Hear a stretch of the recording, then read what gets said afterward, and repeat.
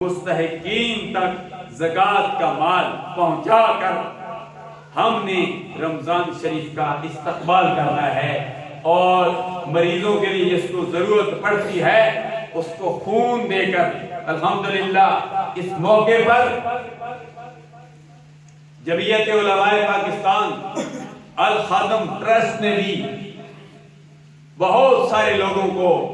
اور بھی کئی رفائی تنظیموں نے اپنے اپنے انداز میں تھیلیسیمیا کے مریضوں کو خون کی بوتلیں دی ہیں۔ وہاں میں دعوت اسلامی کو بھی خراج تحسین پیش کرتا ہوں جنہوں نے 8,000 تھیلیسیمیا کے مریضوں کو خون کی بوتلیں دی ہیں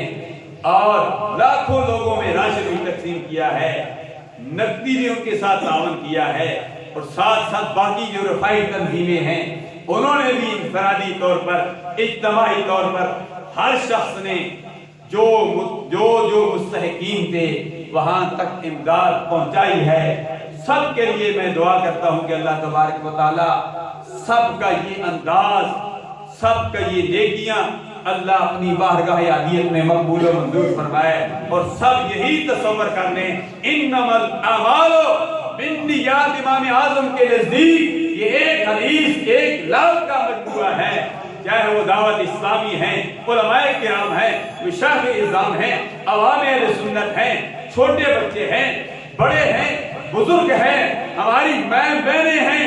جو بھی اعمال صالحہ کریں وہ یہی تصور کریں کہ ہم سرکار کی سنت کو زندہ کرتے ہوئے ہم رمضان شریف کا استقبال کر رہے ہیں۔